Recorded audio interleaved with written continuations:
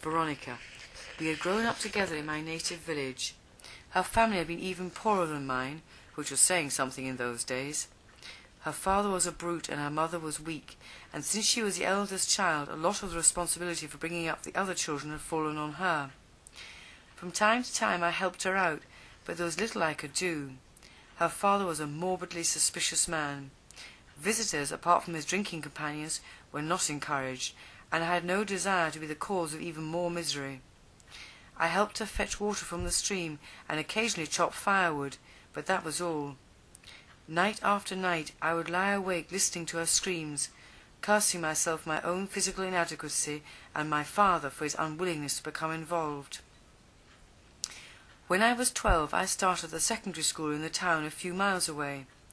During term time I stayed with my uncle, returning to the village only during the vacations.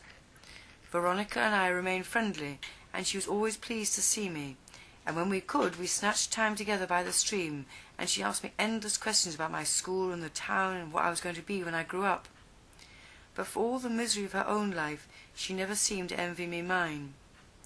And then came the day when I was to leave for good. I had won a scholarship to the university, and I knew in my heart I would be away a long time. I was 18 then, and I thought I knew my own worth.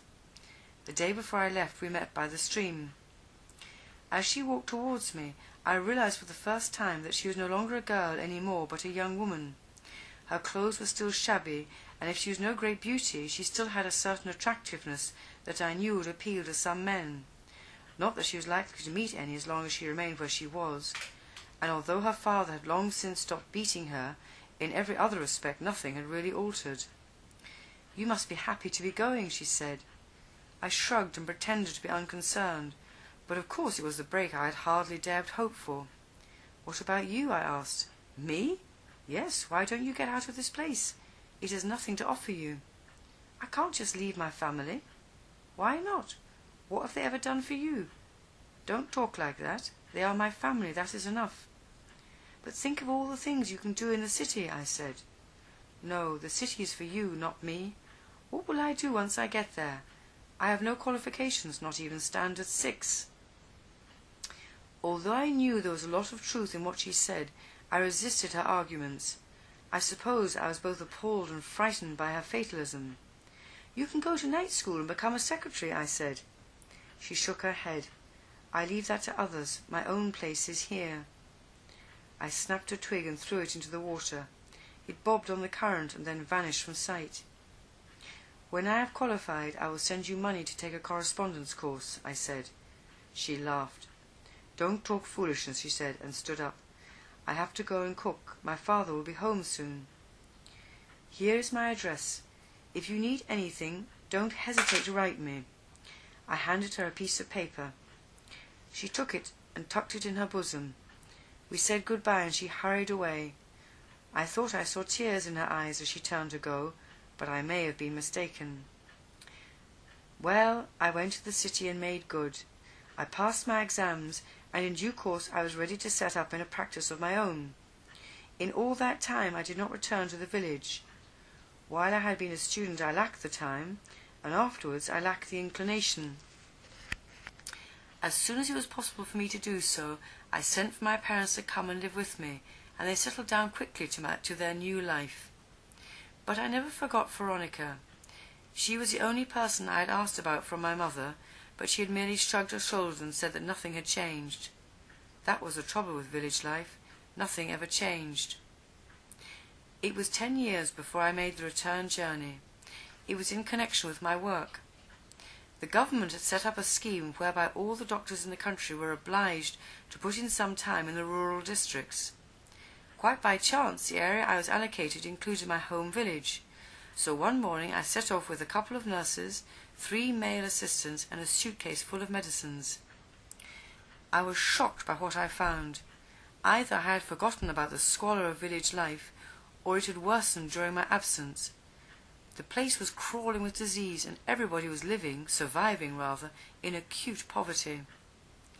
I found Veronica in the same hut she had grown up in. She was squatting over a smoking fire, fanning the flames with a piece of cardboard.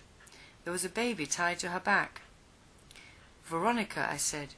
She turned round, startled. My immediate impression was that the 10 years had told on her more than they should have. "Okeke, is that you?" She peered at me through streaming eyes. "How are you?" I asked. "I'm still here as you left me. What should have happened to me? Come, sit down, let me make you tea." She indicated a stool. I watched her as she busied herself.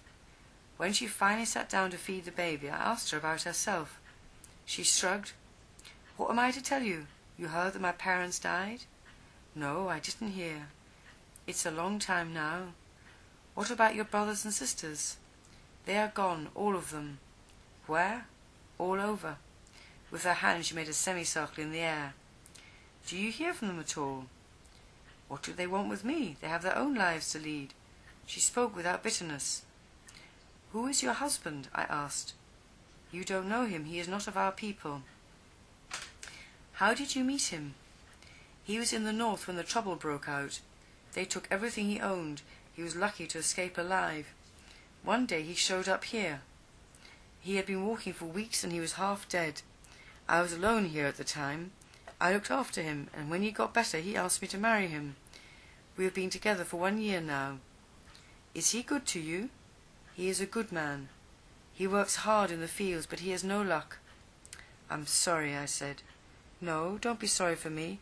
We are managing, and God has blessed us with a son. Is that not enough?" "You'll be better off in the city." "This is my home, Okeke. But what of you? You are a big man now, not so? Where is your wife?" "I have no wife." "But why? All the women I meet are only interested in money and cars." "I don't believe you." "It's true." I was in the village a month. I saw Veronica every day, and sometimes her husband. He was a good man, as she had said, if a bit simple. On the day I left, I had to force her to accept a present of some money. It was as much as I could afford, but not as much as I would have liked to have been able to give her. A few months after I got back to the city, the war broke out. As she was in the fighting zone, I lost contact with her again. 3 years passed before I could travel to the village. This time I went alone. When I got there and saw all the destruction, I could have wept. I had never imagined anything like it. I went straight to Veronica's hut.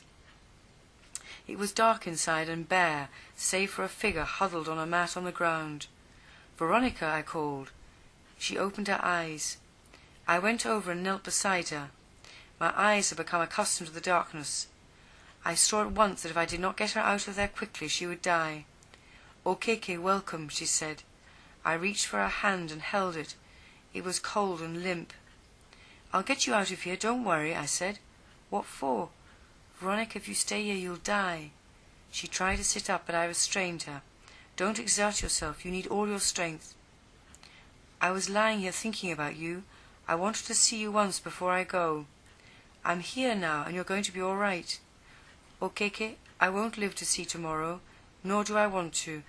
My husband is dead, and my child also. There is nothing left for me in this world." "You're still a young woman. In time you will forget this." "No, Okeke, listen to me. I don't want to live, you hear? Now that I have seen you, I am happy. Go and leave me in peace." She closed her eyes and turned her face to the wall. I gathered her up in my arms. She weighed no more than a 10-year-old child. She was dead before I reached my car. I cried that night for the terrible waste. In the morning, just as the sun was rising, I carried her body down to the stream. And then I dug her a grave and buried her, and afterwards I watched the flow of the stream until it was time for me to go away for the last time.